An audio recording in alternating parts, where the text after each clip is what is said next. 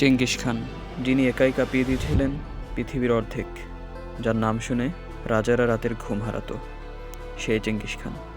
তার মৃত্যু আজও ইতিহাসের সবচেয়ে ভয়ঙ্কর অধ্যায়। তিনি কি স্বাভাবিকভাবে মারা গিয়েছিলেন, নাকি কোনো অভিশাপ? চলুন তাহলে শুরু করি। 1227 সাল। চেঙ্গিস খান তখন পশ্চিম শিয়া রাজ্যের বিরুদ্ধে শেষ অভিযান চালান। কিন্তু লোককথা বলে এই অভিযানের শুরু থেকেই অদ্ভুত অশুভ লক্ষণ দেখা দিতে থাকে। মঙ্গোল সৈন্যদের বর্ণনায় পাওয়া যায়, যুদ্ধ শুরু হওয়ার আগের রাতে আকাশ থেকে নাকি বৃষ্টি হয়েছিল। ঝরে ছিল রক্তের মতো লাল বর্ণ পানি। শামানরা বলেছিলেন মহান খানের রক্তের সময় ঘনিয়ে এসেছে। ইতিহাসবাদীদের মতে চেঙ্গিস খান তখন প্রায় 65 বছর বয়সী। অসংখ্য যুদ্ধের ক্ষত, ঘোড়া থেকে পড়া ও তীরবিদ্ধ শরীর নিয়ে তার দেহ তখন আর আগের মতো ছিল না। চীনা নথিতে ইঙ্গিত পাওয়া যায় তিনি তীব্র জ্বরে ভুগেছিলেন, সম্ভবত সংক্রমণ বা অভ্যন্তরীণ রক্তক্ষরণে। কিন্তু এখানেই শেষ নয়।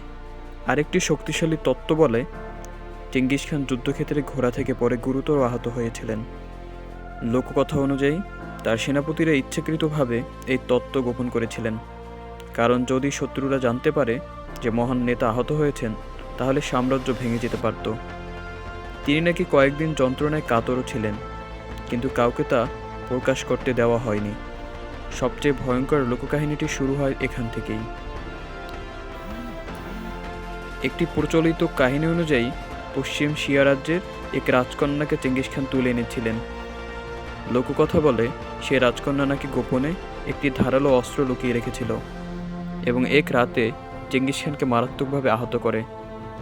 কিছু লোককথায় পাওয়া যায় সে বিষ প্রয়োগ করেছিল। ইতিহাসবিদরা একে প্রমাণহীন বলেও আখ্যায়িত করেছেন, কিন্তু এই কাহিনী আজও মঙ্গোল লোকসংস্কৃতিতে এক জীবিত ঘোষণা।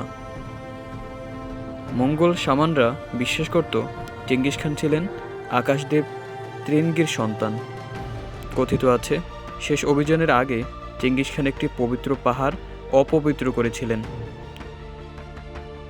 শামানরা সতর্ক করেছিল যে পাহাড়ের আত্মা রুষ্ট হবে, সে খানের প্রাণ নেবে। তারপরই শুরু হয় অসুস্থতা, দুর্ঘটনা, যার শেষ পরিণতি মৃত্যু। চেঙ্গিস খানের মৃত্যুর পর আরও ভয়ঙ্কর ঘটনা ঘটে। লোককথা বলে তার দাফনের সময় যারা কবরস্থানে উপস্থিত ছিল তাদের সবাইকে হত্যা করা হয়েছিল, যাতে কেউ স্থানটি জানতে না পারে। এরপর সৈন্যরা ঘোড়া ছুটিয়ে কবরের উপর দিয়ে মাটি সমান করে দেয়। আজও সেই কবর অজানা। আধুনিক ইতিহাসবিদরা একমত চেঙ্গিস খান সম্ভবত যুদ্ধজনিত আঘাত ও তার পরবর্তী জটিলতায় মারা যান। কিন্তু লোককাহিনী, অভিশাপ আর প্রতিশোধের গল্পগুলো ইতিহাসকে দিয়েছে এক অমর রহস্যের রূপ। চেঙ্গিস খান শুধু একজন সম্রাট নন, তিনি ইতিহাসের এক জীবন্ত রহস্য। তার মৃত্যু হয়তো ঘটেছিল, কিন্তু প্রশ্নগুলো আজও বেঁচে আছে। আপনি কোন তত্ত্বে বিশ্বাস করেন কমেন্টে জানাতে পারেন।